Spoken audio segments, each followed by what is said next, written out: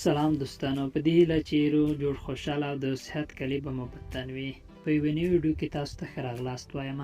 که زموږ چینل مو سبسکرایب کړی نه وي نو همدا اوس یې سبسکرایب کړه، همدارنګه د حکمګړۍ نښانه هم ووهئ چې زموږ معلومات تاسو ته په اسانۍ ورسیږي. درنو دوستانو، په نننۍ ویډیو کې غواړم چې هغه ځانګړنه تاسو ته وښیم چې د هغه په اساس جینۍ په یوه شخص باندې میینېږي. د پوهانو په وینا له چا سره د مینې کولو لپاره یا د چا په زړه کې د خپل ځان مینې اچولو لپاره لاندې عوامل ستر رول لري. د هغه ځانګړتیاوې دي که چا درلودلې نو جینۍ خپل زړه ورکوي.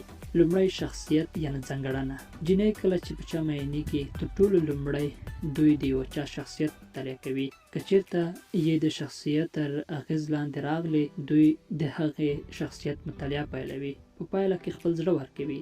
دوهم، د غږېدا طرز. جینۍ هغه کس چې د غږېدا ځانګړی طرز ولري ډېر ژر خپل زړه ورکوي. دریم، اخلاق. د ژوند په هره برخه کې اخلاق مهم دي. بناً جینۍ هغه خلک خوښوي چې ښه اخلاق ولري. څلورم، نظریات او احساسات. پنځم، د دویم فریق حالات او کردار معلومول. شپږم، د بل لوري یعنې دویم فریق خواهشات او مزاج معلومول. مثلا کوم شان یې خوښیږي او کوم شان یې نه خوښیږي. د مینې هیلهمن او لیواله باید پورتنی عوامل په پام کې ولري. یعنې که هغه له کومې نجلۍ یا هلک سره مینه کول غواړي باید په دې ځان وپوهوي چې هغه نجلۍ یا هلک څه ډول مزاج لري، د هغه کوم ډول شخصیت خوښ دی، څه ډول غږېدا یې خوښه ده، څه خواهشات او ارزوګانې او څه نظریات لري، او د مینې په لړ کې کومو شیانو ته توجه اوړي. درنو دوستانو، که زموږ چینل مو سبسکرایب کړی نه وي نو همدا اوس یې سبسکرایب کړئ.